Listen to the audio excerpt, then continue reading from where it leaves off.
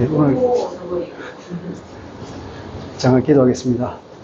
하나님, 오늘 오후에는 사사기 말씀으로 하나님의 메시지를 듣고자 합니다. 주님, 이 시대를 살아가는 우리가 그 옛날에 하셨던 사사기의 메시지를 통해서 우리가 어떻게 살아야 할 것인가를 하나님의 입으로부터 듣기를 원하오니 성령께서 우리에게 말씀하여 주시고 또 그것을 깨닫는 마음을 주옵소서. 감사하며 예수님 이름으로 기도합니다. 아멘. 사사기, 이제 틈날 때마다 사사기를 이제 강의하죠. 오늘은 사사기 세 번째 강의입니다. 3강인데요. 3장. 앞에 지난번에 말씀드린 1장, 2장은 서론이었습니다. 서론이 두 개였거든요. 서론 1이 있고 서론 2가 있고, 오늘이 드디어 이제 본론에 들어갑니다.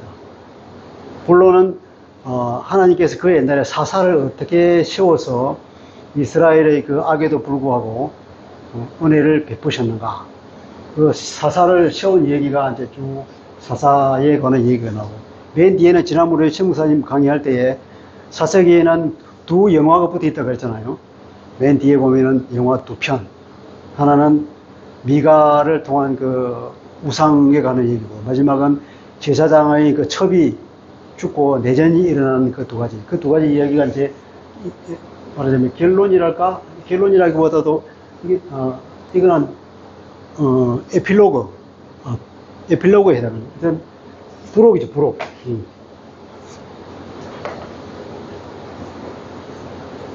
부록이 1이 있고 부록 2가 있는 겁니다. 그 서론 1이 부록 2가 되고 서론 2가 부록 2로 나타나는 겁니다. 서론 1은 어떻게 이스라엘이 사회적으로 엉망이 되어버렸는가 하는 것을 얘기했고, 두 번째로는 종교적으로 이스라엘이 하나님을 얼마나 떠났는가를 얘기하면서 맨 마지막으로 그 결정판이 무엇인가라는 두 가지 얘기를 하고 있는 거예요. 이 두 가지 얘기는 사사기의 맨 마지막에 그런 사건이 일어났다는 것이 아니고, 그 사사기 기간 중에서 특별히 두 가지 얘기를 골라온 거예요. 이게 사회 경제적으로 정말 엉망이 됐던 그런 대표적인 이야기를 하나 꺼냈는데, 그것이 이건 거예요. 레위인이 첩을 두어서 그 첩이 더구나 착각했던 민족들한테 윤관을 당하고, 이 사람 너무 화가 나서 자기 시체를 12토막을 내가지고 각 지파에 돌려서 이런 일이 있다.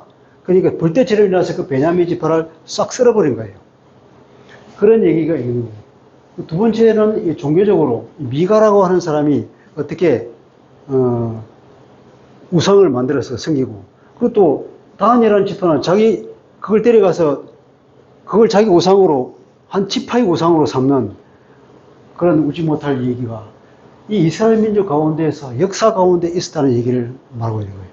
그러면서 이제 이 가운데의 얘기가 뭐냐면은 이 사사기의 본론에 관한 건데, 하나님께서 그런 이스라엘에도 불구하고 계속 필요할 때마다 사사를 세워서 그들을 그때마다 구원해 주셨다는 거예요.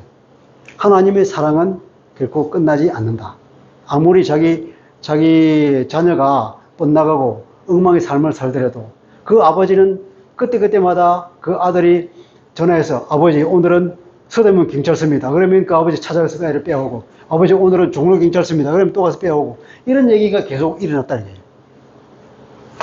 이해되시죠? 그런 이스라엘의 그 수치스러운 역사가 사사기 얘기인데, 앞에는 서론 두 번이 끝났고, 오늘은 이제 본론은 처음에 우리가 읽어보니까 첫 사사가 누구였죠? 아까 우리 읽었잖아요. 사사 이름이 나왔죠? 온니엘. 온니엘이라는 사사를 세웠습니다. 이게 이제 제일 처음에 세웠던 사사죠. 이스라엘 사람들이 어떻게 됐다 그랬죠?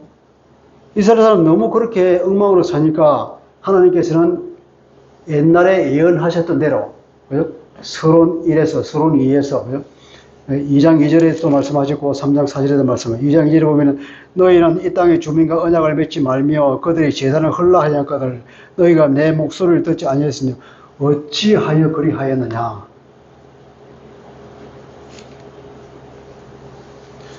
삼장 4절에 보면 남겨두신 이 이방 민족들로 하여금 이스라엘을 시험해서 여호와께서 모세를 통하여 그들의 조상들에게 이르신 그 명령들을 순종하는지 알고자 하였더라.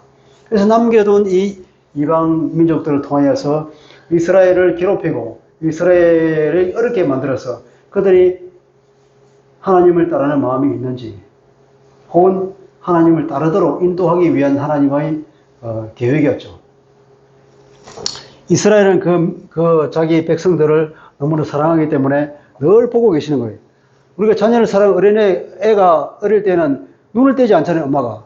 애게 놀다가 무슨 사고를 다는지 모르니까 늘 눈을 그게 떼지 않고 있고, 또 다른 일을 하더라도 이 귀는 늘 애한테 있는 거죠. 그러니까 그 엄마는 애가 멀리 있어서 어떤 일을 당해도 귀신같이 알아내고 그 애를 찾아가는 거예요. 그만큼 이게 이 모든 감각이 거기에 집중되어 있다는 거죠. 우리 하나님도 그 모든 감각이 자기 백성한테 집중되어 있는 거죠. 그러니까 잘하는 일을 하나님이 칭찬하는 것도 집중되어 있지만 못하는 일도 귀신같이 알아내고 그 애를 책망할 수 있는 거예요. 그래서 하나님은 자기 백성들을 어떻게 말이냐 감찰하신다는 그 표현을 쓰잖아요. 이게 좋은 의미일까요? 나쁜 의미일까요? 좋은 의미. 그 감찰 당하는 사람 입장에서 보면은 나쁜 의미가 되겠죠. 우리 지금 정치계에서 지금 난리인데 감찰을 이게 어떻게 읽을까? 감찰이랄까? 감찰이랄까? 감찰. 우리 지금 검찰이라는 말 쓰죠. 검찰 또 감사원이라는 말도 쓰잖아요. 지금 우리 시대에 정치 혹은 행정 조직으로 또 공무원 사회에 보면은 공무원 사회 각 그거마다 또 감찰이라는 말 써요. 그러니까 이 검이라든지 혹은 감이라든지 하는 게 뭐냐. 사람을 감시하는 거예요. 나쁜 말을 하면. 내가 당하는 사람 입장에 보면 감시하는 거예요. 나쁜 일을 하나하나 돌아가면 감시라는 거예요. 그 감시하는 공무원이 따로 정해져 있어 또. 이 일만 하기 위해서. 그 사람 권력이 크겠죠. 그 사람 잘못 보이면 없는 것도 비위로 만들어낼 수 있으니까. 혹은 내가 비위를 저질렀더라도 이 사람을 잘 보면 그거 없이 할 수 있는 거고. 이런 사람은 권력이 큰 거예요. 하나님은 우리를 이렇게 감시하시지만 감시하는 목적은 그들을 억압하기 위해서 그 잘못을 지적하기 위해서 하는 것이 아니라 잘못될 경우를 결정적인 것을 막아주기 위해서. 막아주기 위해서. 애가 어떤 이렇게 낭떠러지가 있으면 또 보고 있는 거죠. 엄마가 보고 있다가 감찰하고 있는 거예요. 이따가 여기 끝까지 떨어지는 찰나에 뛰어와서 구해주거든. 안 빠지도록. 그리고 하나님도 이스라엘 백성을 이렇게 보고 있다가 하나님을 따르는지 안 따르는지, 말씀을 지키는지 안 지키는지, 그것이 이스라엘 사람이 엉망이 될 때까지도 기다리고 있다가 그때는 주변에 있는 이방 민족들을 통해서 이스라엘 백성을 괴롭게 만들어서 하나님께 돌아오도록 만들고, 안 들어오면 그 사람에게 결국 압제를 당하고, 심지어는 여기서 팔아버렸다고 하잖아요. 7절에 보니까 하나님 여호와를 잊어버리고 바알들과 아세라들을 섬기니라. 여호와께서 이스라엘에게 진노하사. 이 진노도 마찬가지예요. 그 백성들은 미워해서 진노하는 것이 아니라 사랑의 진노를 하는 거죠. 메소포타미아 구산 리사다임을 손에 파셨다. 이렇게 표현을. 그래서 이스라엘 자손이 구산 리사다임을 8년 동안 섬겼다. 그래도 8년 동안 섬기도록 하나님께서 이제 어려운 가운데 집어넣었죠. 하나님께 울부짖으니까 온니엘을 일으켜서 이 사람들을 구원해 줬습니다. 이게 첫 사사인데, 첫 사사는 이제 비교적 평탄하게 별 무리 없이 이제 끝났어요. 그래서 40년 동안 평화가 왔다. 8년간 어려움을 당하고 40년 동안 평화를 왔으니까 이스라엘 봐서는 곱하기고 5배가 수치지 맞을 거잖아요. 이 온니엘은 누굽니까? 가문이 좋은 사람이죠, 그죠? 가문이 좋은 사람이고, 이거는 또, 이름 있는 장군이었죠, 그죠?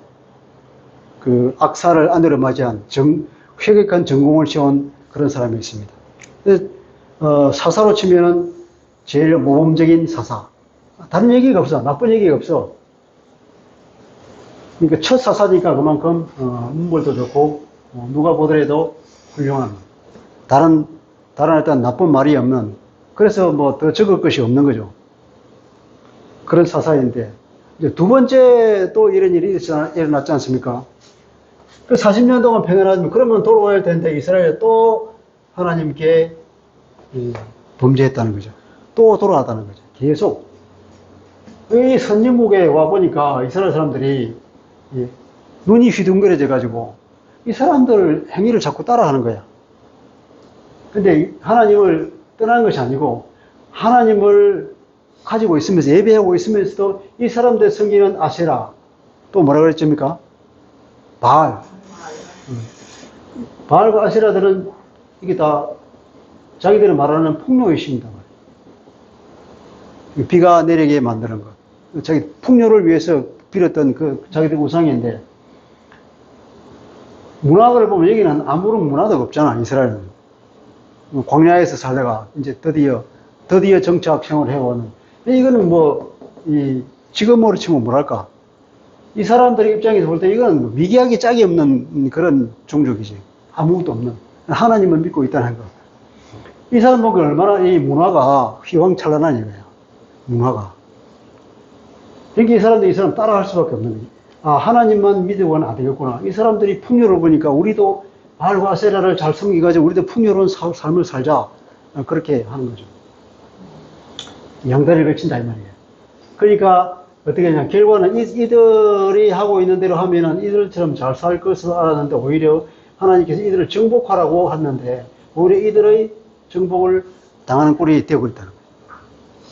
우리도 마찬가지지. 우리도 그리스도인들이 세상 사람들과 같은 삶을 살면은 세상 사람들처럼 우리가 풍요하게 잘 살 것 같지만 그렇게 되면 어떻게 되냐. 세상 사람들의 조롱거리가 되고 세상 사람들의 발밑에 들어가게 된다. 하나님은 우리가 하나님의 말씀을 잘 듣고 하나님 백성다운 삶을 살면서 우리가 주인이 아니라 하나님이 왕이고 주님이 주인이 되는 그런 삶을 살면은 세상 사람들을 다 리드해 나가고 그들을 앞서 나갈 수 있는 그런 사람이 될 거라고 약속을 했는데도 불구하고 나는 가진 것이 없어. 나는 공부한 것도 없고 나는 능력도 없고 그래서 나가서 세상 사람들이 저 사람은 저렇게 잘 살더라. 저 사람 사는 거 보니까 열심히 살고 뭐 사기도 치고 거짓말도 하고 심지어는 그리고 뭐 하여튼 남을 밟고 올라서는 데는 선수야. 나도 저 사람처럼 해보면 좋겠다 싶어요. 그들과 동일한 룰을 가지고 경쟁을 할 때에 그리스도인들은 어떤 그러면 지는 거야, 판판이. 그러니까 말하자면 싸움의 룰이 다른 거지. 그리스도인들이 세상 사람들의 룰을 따라한다고 이 사람들처럼 살 수 있겠습니까? 살 수가 없어. 왜냐면 우리 심령에 양심이 있기 때문에 안 되는 거야. 그 사람들이 열심히 술 마시고 형 동생 하면서 뭐 어깨 말고 이렇게 하고 그래가지고 그 사람한테 뭐 뇌물도 주고 해서 어떤 그 프로젝트를 따서 자기가 부장을 뗄 수 있겠다고 생각하지만 안 되는 거야. 안 돼요. 이 사람보다 더 날고 기는 사람이 와서 더 좋은 것을 제공한다. 우리나라는 갑을 문화잖아요. 그 갑에게 온갖 뇌물과 온갖 좋은 것을 다 주는데 그리스도인들 아무리 그 사람을 흉내내고 따라간다 그래 봤자 그리고 힘만 빠지고 남는 게 없어. 직장생활 속에서 그 사람들과 같이 경쟁하려고 열심히 해봐야 결국 저 사람은 예수쟁이야. 승진은 안 돼. 그리스도인은 그리스도인다운 삶을 그리스도인으로서 룰을 따라가고 이 룰은 하나님을 열심히 잘 믿어서 하나님께서 이 사람을 올려주고 하나님께 이 사람을 부자로 만들어주고 성공하도록 해야지 내 능력을 가지고 세상의 룰을 따라서 한다? 안 되는 얘기예요. 판판이 지는 거예요. 그래서 그리스도인들이 세상에 나가서 안 되니까 그렇게 자꾸 위선을 떨고 그래서 더 손가락질 당하고 하는 일이 너무 많은 거죠. 내가 세상에서 직장생활을 30년 해보니까 그렇더라고요. 안 되는 거야. 하나님의 자녀는 하나님의 자녀다운 삶을 그래서 하나님의 자녀로서 룰을 따라야지 세상의 룰을 따르면 안 된단 말이에요. 이 세상의 룰은 내 전문 분야가 아니야. 이런 일이 이제 생기는 거죠. 그래서 다시 어떻게 되냐면 다시 돌아왔거든요. 이스라엘 자손이 또 여호와의 목전에 악을 행하니라. 또라는 말을 썼는데 이 원문은 또가 아니고 악을 더했다는 것입니다. 악을 더하니까 10절에 에글론이 암몬과 아말렉 자손을 모아가지고 더해가지고 이스라엘 백성이 하나님께 악을 더하니까 하나님께서는 그 대적들을 더했다. 재미있는 표현이죠. 이 책을 쓴 사람이, 이 사사기를 쓴 사람은 사람이 있었지 않습니까? 성경은 사람이 있었어요. 사람이 있었는데 우리는 성경의 저자를 누구라 그러죠? 하나님이 그러잖아요. 성령이 저자라고. 성령께서 이 사람을 통해서 영감을 줘서 성경을 쓰게 했는데 이 사람이 가지고 있는 문학적 재능을 100% 활용하는 거죠. 성경은 진짜 문학으로 치면은 대단히 걸작이에요. 이런 것도 그렇잖아요, 이게. 이스라엘이 자손이 여호와의 목전에 악을 더하니까 하나님께서는 에글론이 암몬과 아말렉 자손을 더해가지고 그 대적을 더해가지고 너는 악을 더하냐? 너는 내게 대적을 더해줄게. 악을 계속 쌓으면 하나님께서는 이스라엘 백성의 대적을 계속 쌓는 거죠. 그렇게 해서 이스라엘 사람들에게 깨닫도록 기회를 주는 거죠. 깨닫도록 뭔가 자극을 주는 거죠. 자극을 주었는데 어떻게 됐냐면 이 사람이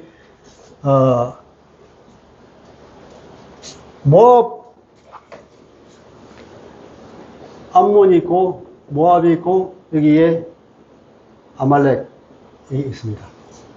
아말렉이 어떤 존재죠?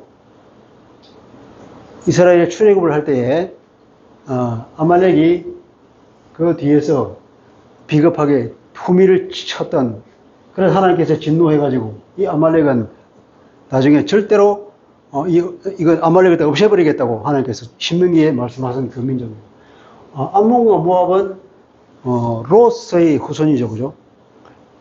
롯의 후손인데 하나님께서 이스라엘 백성들을 출애굽시켜가지고 이렇게 삥 둘러서 왔을 때에 여기에 에돔이 있었는데 에돔은 누구의 후손이죠? 이스마엘의 후손이죠, 그죠? 하나님께서 이스마엘의 후손이나 암몬과 모압은 그 롯의 후손이니까 하나님께서 이 사람들은 치지 말라 그랬어요. 너 어차피 에돔은 에서의 무슨 아니에요? 에서 미안합니다. 어쨌든 이 피부치기 때문에 하나님께서는 그들을 치지 말라고 그랬어요. 그래서 이 사람들이 그 길을 이 길로 나가는 것이 왕의 대로 고속도로에 있는데 그 길을 안 내줬단 말이에요. 그럼에도 불구하고 이 사람을 삥 둘러서 이렇게 들어갔죠. 이렇게. 여기는 아모리가 이렇게 점령하고 있었는데 아모리가 길을 안 비치니까 아모리도 더불어서 이스라엘 자손의 땅이 되었는데 어쨌든 암몬과 이 모압이 그때는 이제 강성했던 것 같아요. 이때는 모압이 강성해가지고 이 모압이 암몬을 부르고 아말렉을 부르고 주변에 있는 사람을 다 불러 모아가지고 이스라엘 사람들을 이제 쳤잖아요. 쳤는데 뭘 쳤느냐면은 종려나무 성을 점령했다 그러죠. 종려나무 성. 종려나무 성은 뭘까요?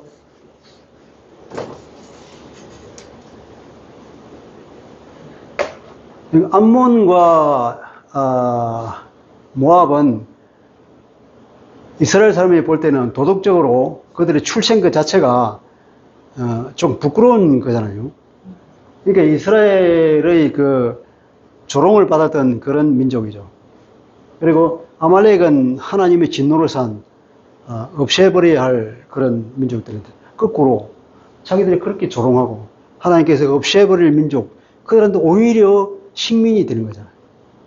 얼마나 그들에게 그 치욕스러운 삶을 살게 됐냐. 그들이 하나님의 말씀을 안 듣고 저그들이 가야 할 길을 안 가고 세상 길을 따랐을 때에 그들은 치욕의 모습을 한 거죠. 근데 이 종려나무 성은 여기 이게 여리고라고 하거든요.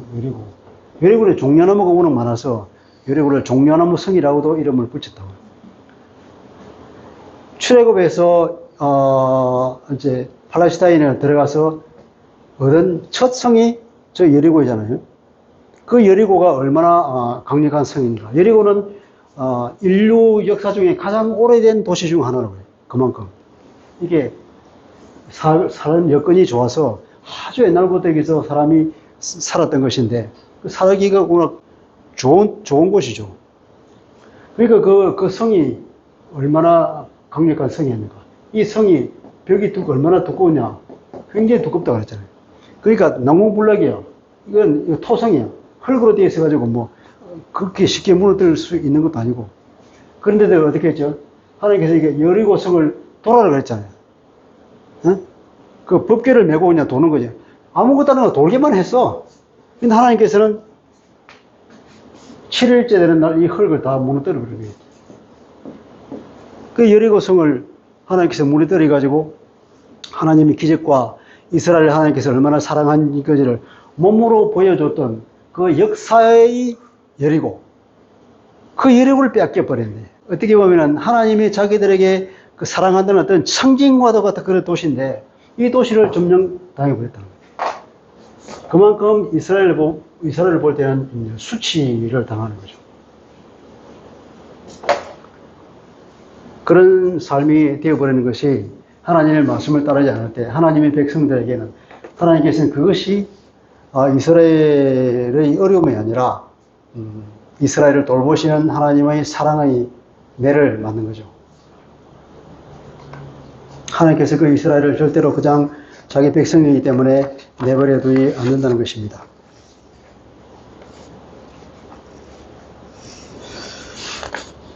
여리고를 무너뜨린 나 여호와 하나님을 너희들이 잊었느냐 하는 하나님의 목소리처럼 들릴 것입니다. 이때 하나님께서 이제 또 사사를 하나님께 세웠는데 이 사사가 누구냐면 이제 에훗이라는 사사를 세웠어요. 아까 우리 읽었죠, 그죠? 에훗은 어느 부족 사람이라고 그랬죠? 어느 지파? 금방 읽었는데 기억이 안 남습니까? 생각 없이 읽었습니까? 베냐민 사람, 게라의 네. 아들. 한번 읽어보세요. 뭐라 그랬는지. 베냐민 사람, 게라의 아들. 그 왼손잡이라는 말 없어요, 혹시? 내 왼손잡이. 이 재밌는 말이 있어요. 뭐라 그랬죠? 베냐민 자손, 게라의 자손, 게라의 아들. 게라의 아들, 왼손잡이. 왼손잡이. 베냐민이라는 것은, 베냐민의 원래 뜻은, 오른손의 아들이라는 것이다. 오른쪽에. 베냐민. 이게 원래는, 벤이 아들이라고 그러죠. 그죠? 벤인데, 야미. 앞에다가 하가 되죠. 원래는 야민. 베냐민인데 어떻게 읽을 때 그냥 베냐민으로 읽어지는 거예요. 원래 이러면 이 하라고 하는 것은 바로 영어로 하면 바로 그. 야민이 이제 이게 오른쪽이죠. 오른쪽 혹은 오른손. 그래서 오른쪽이다 말이에요. 내 오른편의 아들. 이렇게 굉장히 하나님 이스라엘로 보면은 든든한 아들이라고 그런 이름을 지은 거죠. 내 오른편의 아들이다. 베노니라고 했는데, 고통의 아들이라고 그랬는데, 그 이스라엘이 그 야곱의 이름을 고쳐서 불렀는데, 이게 베냐민이에요.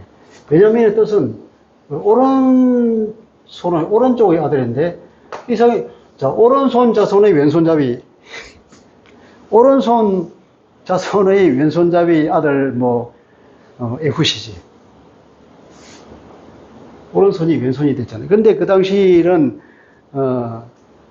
지금도 그렇지만, 지금은 오른손 왼손잡이를 그런 구분을 안 하지만, 우리 어릴 때만 하더라도 왼손을 쓰면, 왼손 쓰지 말라고 그랬어요, 자꾸. 오른손 잡이 하라고. 그죠? 그랬잖아요. 왼손 쓰지 말라고 그랬어요. 왜냐하면, 왼손을 쓰면 좀 이상하게 취급하는 거야. 일종의 장애인 비슷하게. 더 옛날에 이때 다 오른손잡이인데 한 사람이 왼손잡이라면 그 당시엔 더 이제 이렇게 왕따를 당하는 거지. 왼손잡이라는 거지. 그래서 왼손잡이는 그 사회에 주류가 안 되는 거야. 근데 묘하게 되게서는 하나님께서 왼손잡이인 에훗을 사사로 세운 얘기지. 우리 그것을 보면 되는 거예요. 왜 하필 왼손잡이를 사사로 세웠을까? 그걸 보면 우리가 뭘 느꼈냐면 하나님께서는 아무도 주의해서 보지 않는 왼손잡이도 사사로 세우신 지도자로 세우셨네. 그걸 우리가 알아야 되는 거죠. 그 당시로 보면 지금은 뭐 왼손잡이 뭐 거기 무슨 의미가 있냐? 그렇지만 그 당시는 그랬단 말이에요. 왼손잡이도 하나님께서는 들어서 쓰신다. 고린도서 1장에 보면은 하나님께서 그렇게 말씀하시죠. 형제들아 너희를 부르심을 보라. 육체를 따라서 지혜로운 자가 많지 아니하고 능한 자가 많지 아니하며 문벌 좋은 자가 많지 아니하도다. 그러나 하나님께서 세상의 미련한 것들을 택하사 지혜 있는 자들을 부끄럽게 하려고 하시고 세상의 약한 것들을 택하여 강한 것들을 부끄럽게 하려 하시며 하나님께서 세상의 천한 것들과 멸시받는 것들과 없는 것들을 택하사 있는 것들을 피하려 하시나니 이는 아무 육체도 하나님 앞에 자랑하지 못하게 하려 하심이라. 하나님께서는 항상 우리에게 허를 찌르시는 하나님, 우리 예상을 뛰어넘고 은혜를 주시는 하나님. 제가 살아왔던 과거를 보더라도 보면 항상 하나님께서는 내 예상을 뛰어넘는 상황으로 응답을 하셨습니다. 내가 어떤 계획을 세우고 내가 어떤 길을 가고자 할 때에 항상 그 길은 하나님께서 허락하지 않은 길이었어요. 근데 정말로 예상하지 못한 그런 길로 인도하시고 정말 예상하지 못한 또 그런 은혜를 주시고 복을 주신 분이 하나님이었어요. 그러니까 내 삶에서 하나님은 늘 언제나 뭐냐면 예상 외의 하나님. 내가 생각지도 않는 곳에서 은혜를 주시고 생각지도 않는 곳에서 나에게 어려움을 주시고 그런 분이었어요. 그러니까 나는 세상 생각에 너무 잡혀 있었고 하나님은 세상 생각에 잡혀 있는 나를 눈을 뜨게 해주신 분이라고 보낼 수 있는 거죠. 우리가 하나님과 이게 주파수가 서로 잘 맞으면 이런 일 안 생길 텐데 보통의 경우는 우리가 하나님께 주파수가 안 맞단 말이에요. 그러니까 우리가 늘 이렇게 의외의 상황을 만든 거예요. 하나님은 우리에게 의외의 하나님이고 하나님은 우리에게 뭐냐면 반전의 카드를 가지고 계신 하나님이고 그렇게 우리가 느끼는 거예요. 그래서 우리의 보통은 하나님은 우리에게 역설의 하나님입니다. 그런 거죠. 여기서 보면은 보통 소외되고 괄시받고 별로 인정받지 못하는 사람을 통해서 하나님께서는 일하신다는 거예요. 왜냐하면 잘난 사람들을 통해 일하면 그만할까 봐 그러시는 것 같아요. 하나님은 절대로 당신의 영광을 다른 사람에게 주지 않으시는 분입니다. 베냐민 자손인 이 왼손잡이. 근데 문제는 이 왼손잡이가 이게 원문에 보면 왼손잡이라고 말하기는 좀 그래요. 이게 우리가 아까 부록 얘기했죠, 그죠? 부록 얘기부터 할 때 보면은 베냐민과 전쟁을 일으키는 상황이 나오는데 그 베냐민 사람 중에서는 왼손잡이가 있었잖아요. 왼손잡이 용사 700명이 있었는데 엄청난 그 능력을 발휘했던 사람이에요. 그러니까 베냐민 사람이 오른손의 아들이 왜 왼손잡이가 이렇게 많은지 몰라. 역대상 12장에 거기다 보면은 이게 왼손잡이가 베냐민 지파 중에 있는 왼손잡이가 이름을 떨치는 그런 용사들이 많았다고. 근데 그 과거 옛날에 그 고대의 그 문헌들을 보면 이 왼손잡이로 훈련하는 기록이 있다. 훈련. 일부러 오른손을 안 쓰고 왼손을 쓰는 훈련을 하는 거야.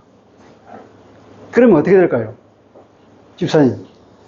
오른손을 안 쓰고 왼손을 쓰는 훈련을 하면 그 사람 나중에 어떻게 되죠? 왼손을 쓰죠. 양손을 쓰잖아요. 왼손은 다 양손잡이가 되는 거야. 이렇게 훈련하는 기록이 있어. 그래서 이것도 보면은 왼손잡이가 아니라 이제 양손잡이일 것이다. 양손잡이. 원래 원문은 어쩌면은 오른손이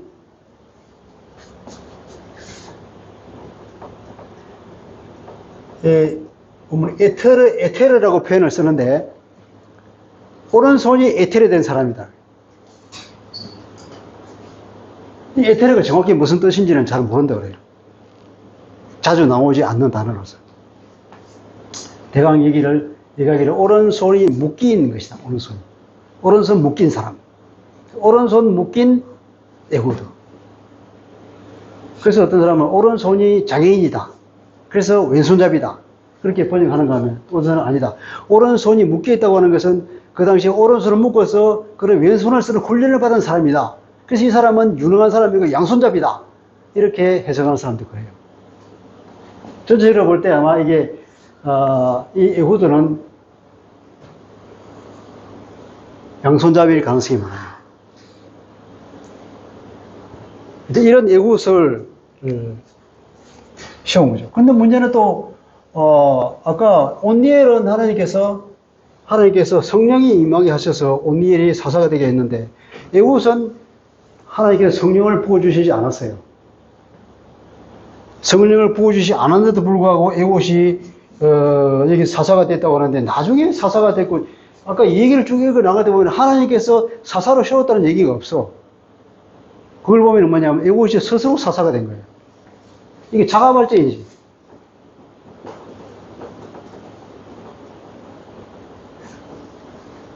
하나님께서 너는 사사가 되어라. 이렇게 해서 성령의 감동을 주고 그렇게 해서 사사를 했다는 말이 없고 보니까 에굿은 스스로 일을 했던 것 같아요. 근데 에굿이 무슨 일을 했냐? 그런 치욕적인 이스라엘 삶을 살면서 이 에글론에게 곡물을 갖다 바치는 일을 했단 말이에요. 에글론에게 곡물을 바쳐요.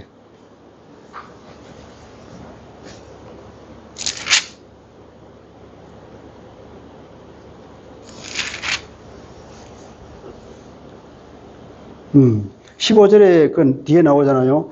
그는 곧 베냐민 사람 게라의 아들 왼손잡이 에봇이라. 이스라엘 자손이 그를 통하여 모압 왕 에글론에게 공물을 바칠 때에. 그래서 그를 통하여 하는 거예요. 그의 손으로 이런 말. 그의 손을 통하여서 왼손잡이인데 일단 왼손잡이를 합시다.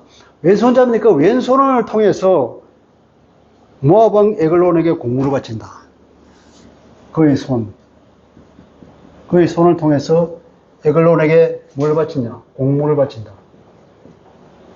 그 당시 공물이라는 것은 이게 에글론이 섬기는 그들의 그 신이 뭐죠?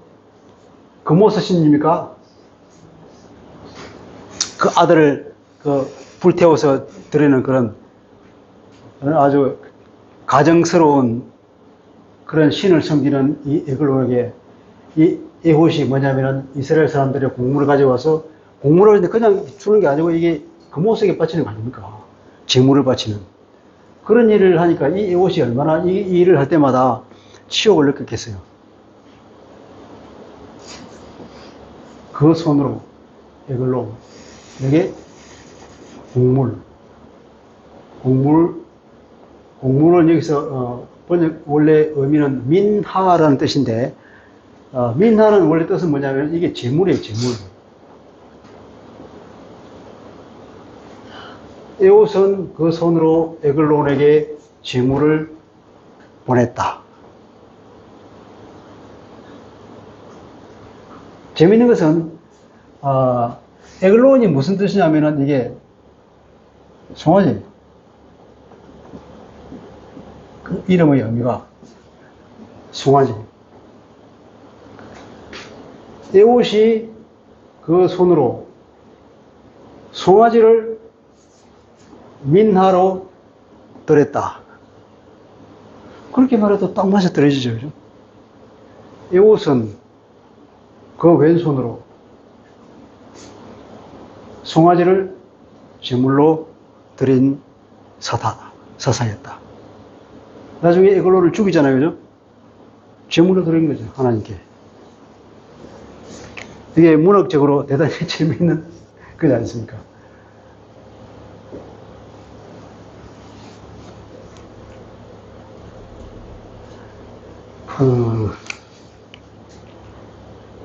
에글론.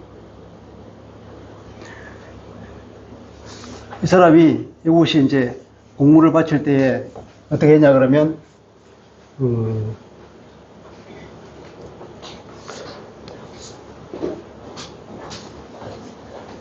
이게 에글론에 가서 이 사람은 칼을 준비했죠, 칼. 한 규빗이랑 45cm 칼을, 끈을 묶어가지고 자기 오른쪽 허벅지에 요 사이에 딱 붙인 거예요. 붙이고 간 거죠. 이게 이제 이 늘상 들어들으니까 이곳이 이제 신뢰를 했겠죠. 이 에글론의 부하들도 뭐 왕한테 들어오는데 뭐 검색 안 하겠습니까? 딱 몸 훑어보고 너 혹시 뭐 칼 가진 거 없나? 그랬고. 그거 안 하는 사람은 뭐 고래로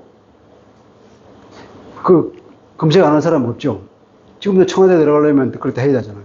이게 다 하고 보니까 이 사람은 다 보면 사람들은 이쪽에 칼이 있는 걸 보내요. 왜냐면 오른손이 있으니까 여기서 칼을 여기서 숨겼다가 촥 빼니까죠.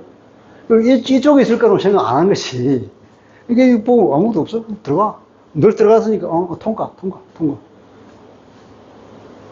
근데 이 사람이 이제 그 칼을 차고 들어갔다가 다 바치고 그날 거사를 못한 것 같아. 다 바로 찔러야 되는데 안 하고 돌아왔어. 돌아와서 어디까지 왔다 그랬죠?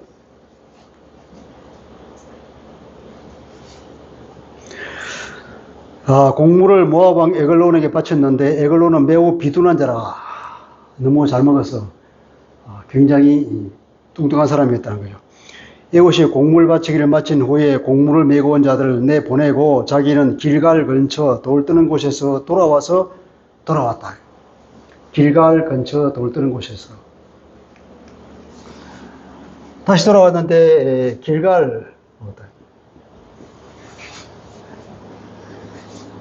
원어스는 길갈은 어떤 의미가 있을까요?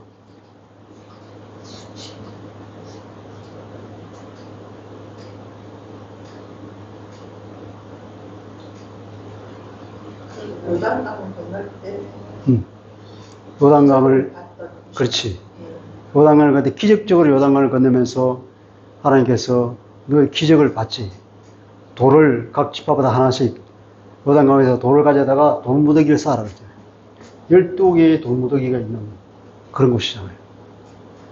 그리고 여기서 자기들이 또 뭘 했습니까? 할례를 했잖아요. 그동안 40년 동안 광야를 헤매면서 자기들 할례를 한다. 드디어 하나님 백성으로서의 표신 할례를 다 받게 하고 위험을 무릅쓰고 온 백성이 한날 한시에 할례를 다 받아버렸어요. 그때 외적이 쳐들어왔다면 이 사람 다 죽었겠지. 근데 하나님께서 그걸 막아줬다. 할례를 하면서 이스라엘 백성으로서의 그걸 다 갖추고 돌덩이 12개를 갖추고 거기서 또 특별히 그 하나님 앞에 서약한 그런 게 있잖아요. 그런 특별한 의미가 있던 곳이 길갈이다.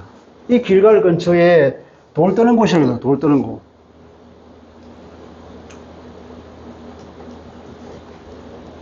돌 뜨는 곳이라고 번역해야 되는데 이게 정확한 의미는 뭔지도 몰라요. 이게 이름이 퍼실림이라고 하는 것인데 파사르라고 하는 것은 그 히브리 말로 무슨 색이다. 그런 뜻이 있다고 그래요. 아마 그래서 색이다니까 그럼 우상을 새기는가 보다. 차라리 우상을 만드는 곳이라고 표현은 그렇고 그래서 돌을 뜨는 곳. 돌을 뜨면 돌을 떼가 돌 우상을 만드는 거니까 아마 그런 의미로 가지고 돌 뜨는 곳이라고 번역을 했는데 그래서 이 프실림이라고 와서 이게 길갈이라는 곳에 이게 유서 깊은 곳이고 특별히 의미가 있는 이곳인데 이게 우상이 있는 것 좀 이상하긴 하죠. 그런데 이곳이 여기 와서 다시 돌아온 거예요. 아마 에봇은 이 길갈의 의미를 묵상하면서 생각했을지도 모르겠어요. 내가 이러고 있을 때가 아니다.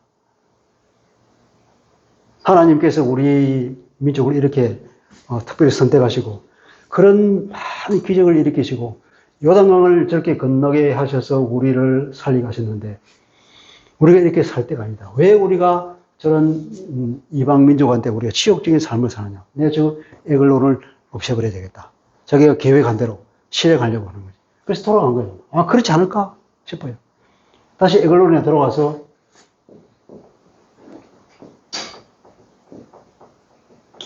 에글론 궁전이 이렇다면 이 1층은 3층으로 되어 있어요. 1층은 누구나 들어올 수 있는 것이고 계단 올라가면 2층은 신하들이 있는 곳이에요.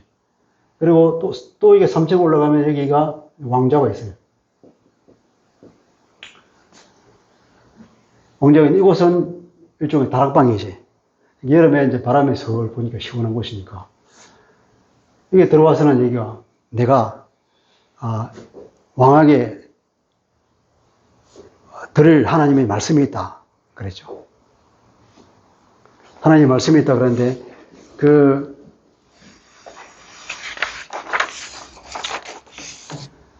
말을 할 때 어떻게 하냐면 내게, 당신에게, 그리고 비밀스러운 말 이렇게 말했어요. 내가 하나님이 주시는 비밀스러운 말을 당신에게 주는 말을 가지고 왔습니다. 이런 말을 안 했어요. 그냥 단어만 말했어요. 나에게, 당신에게, 그리고 비밀스러운 말, 비밀스러운 일. 근데 이게 번역하기 좀 그래요, 이게. 나에게, 당신에게, 그리고, 데바르세테라는 말을 쓴 거예요.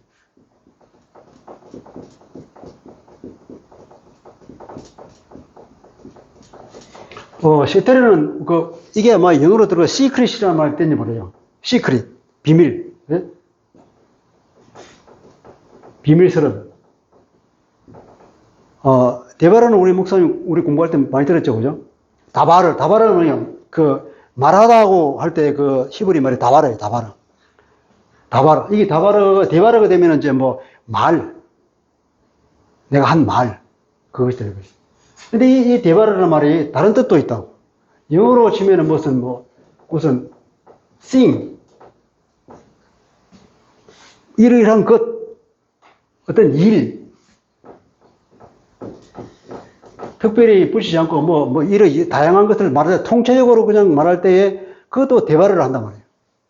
그러니까 데바르 세테르라면 비밀스러운 일. 데바르 세테르가 있다, 내게. 당신에게 주는 데바르 세테르가 내게 있다.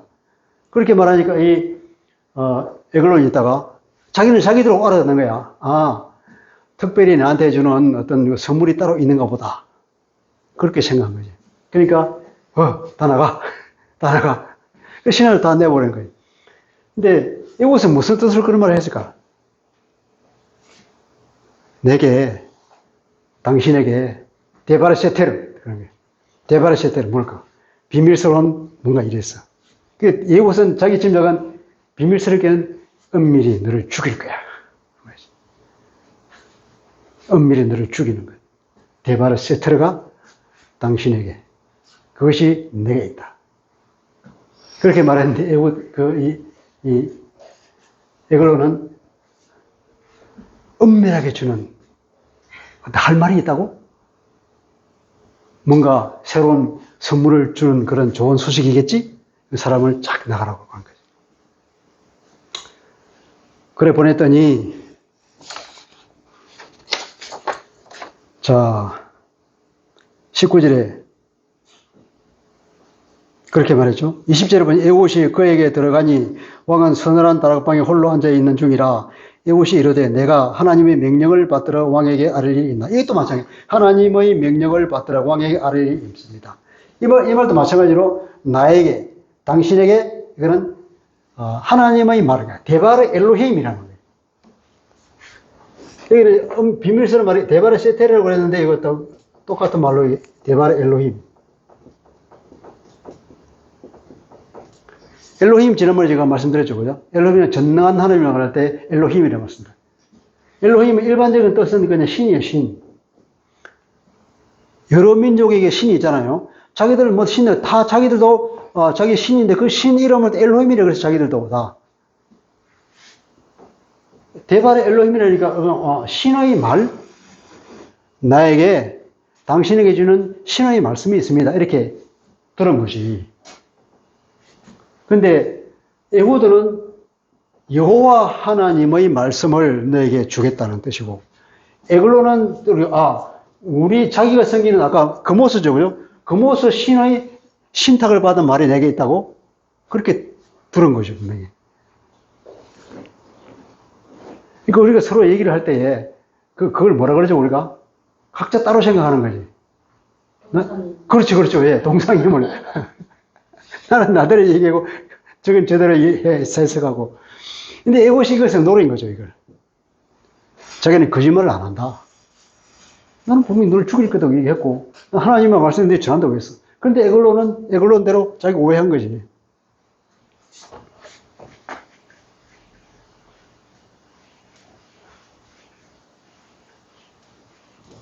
그래서 다 나가라고, 그러니까 둘만 남았단 말이에요.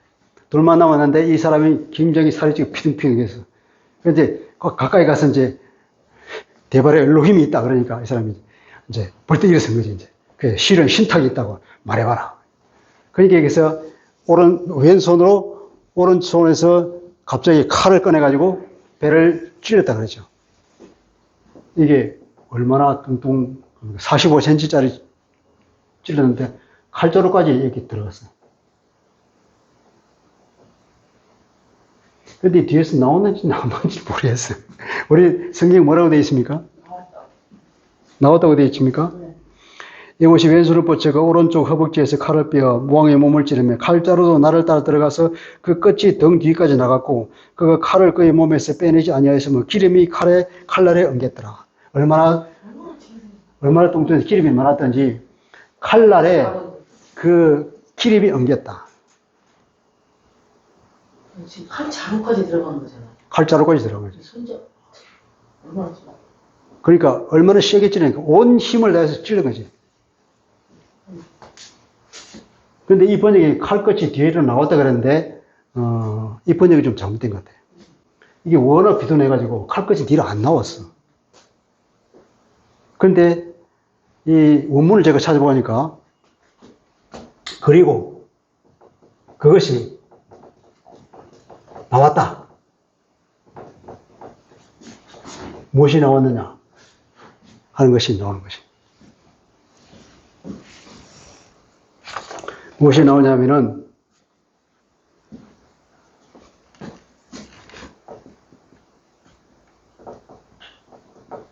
파르쉐도나가 나왔다. 파르쉐도나. 파르쉐도나가 돼. 그 파르쉐도나가 나왔다. 그리고 그것이 나왔다. 파르쉐도나가.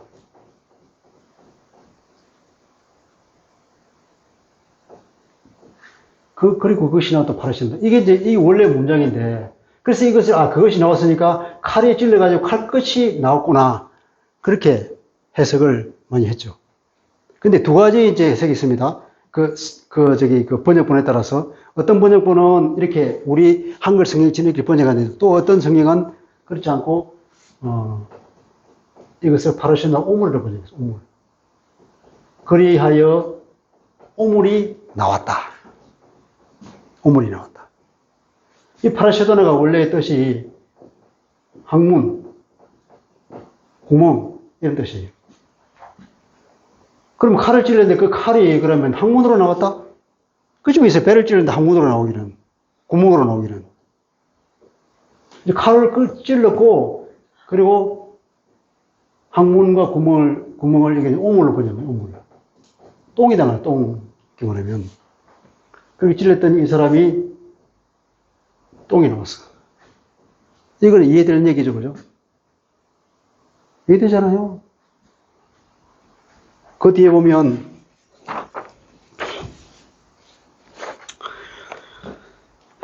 그러고 나서는 이곳이 현관에 나와서 다락문들을 뒤에서 닫아 잠그고 도망쳤어. 24절, 에옷이 나간 후에 왕의 신하들이 들어와서 다락문이 잠겼음을 보고 이르되 왕이 분명히 서늘한 방에서 그 발을 가리우신다 하고, 발을 가리운다는 말이 무슨 뜻이죠?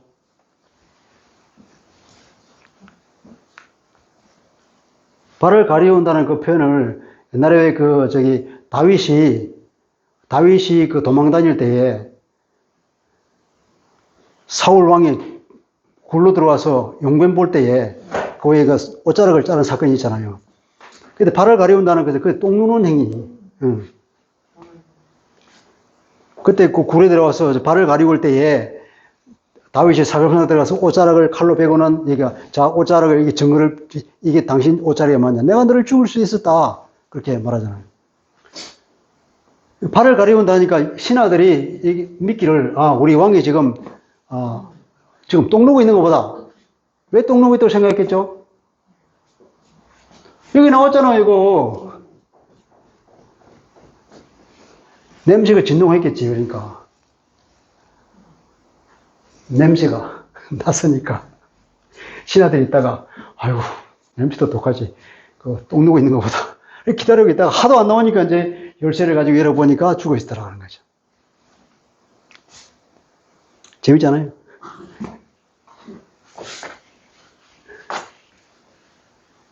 그리고 그것이 나왔다. 똥이 이렇게 돼.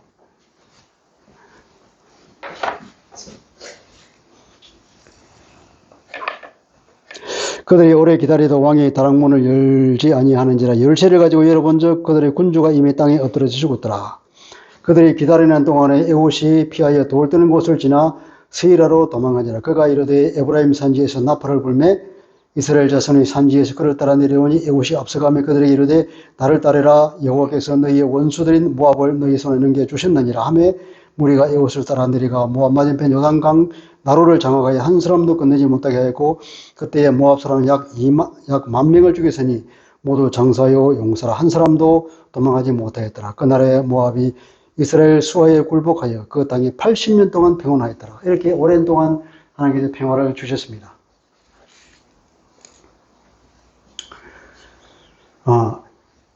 에봇은 하나님이 어떤 그 기름 부으심을 받지 않고 그 특별하게 어떤 그 하나님의 영을 임하지 않았음에도 불구하고 에봇이 이 일을 했습니다.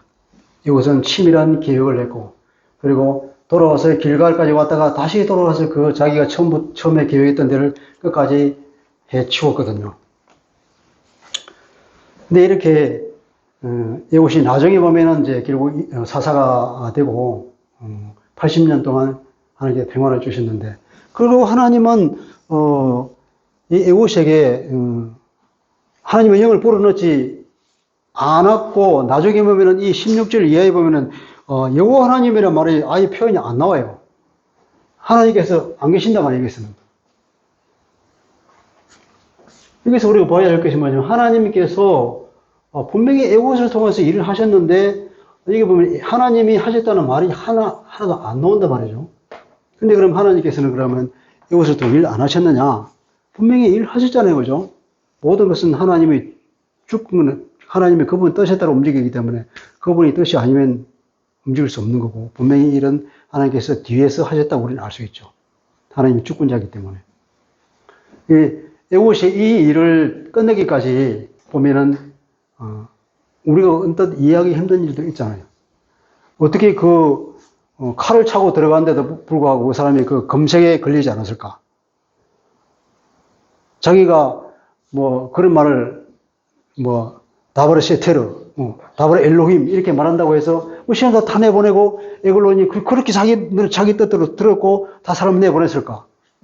그리고 그 비둔한 사람이 왜 그 얘기를 듣고 벌떡 일어났을까? 일어났으니까 찌르기 좋잖아요.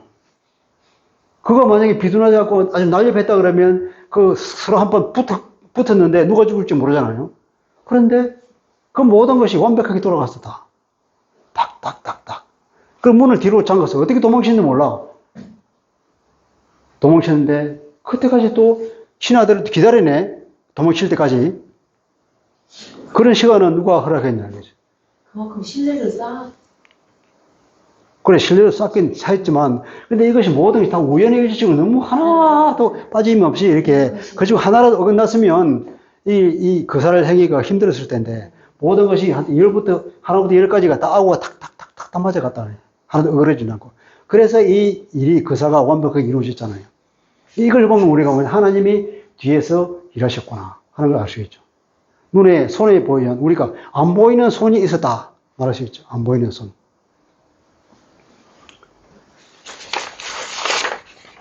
하나님께서는 자기 백성들을 감찰하시는 분이죠. 끝까지.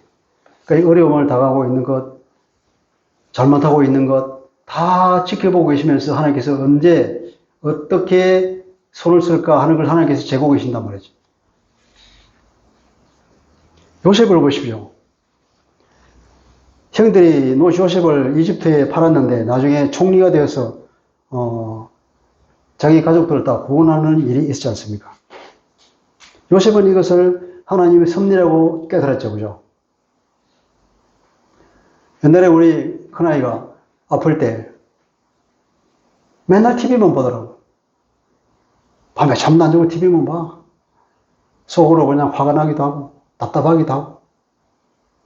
그런데 그게 몇 년 지났는데 나중에 얘가 유학을 가게 되는데 미국 유학 가기가 쉬운 일입니까? 돈만 있어도 되는 것도 아니고 시험에 합격해야 되잖아요. 물론 우리 애는 이제 뭐 한국에 뭐 예비고사를 안 봐서 한국에 대학을 들어갈 수 없는 입장이지만 미국 가려면 또 그 나름대로 영어 시험을 봐야 되잖아요.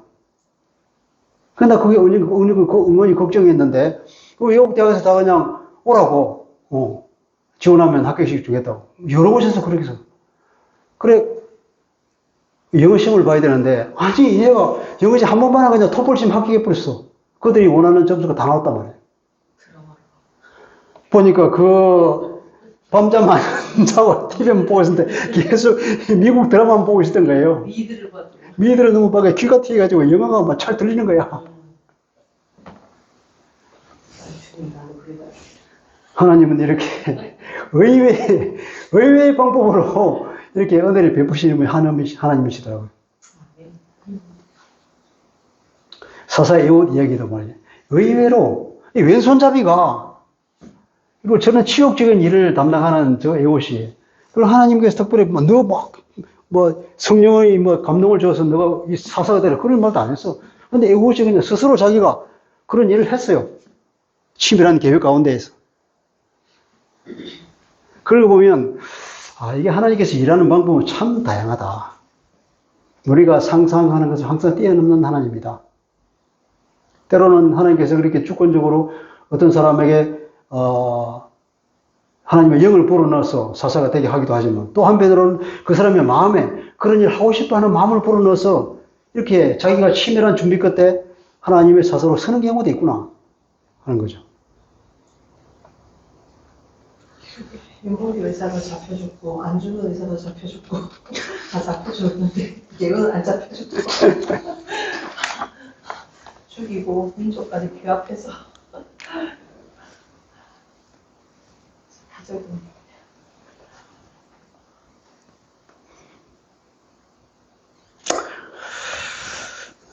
이것이 아까 우리가 고린도전서에 말하던 하나님의 역설인 것 같습니다.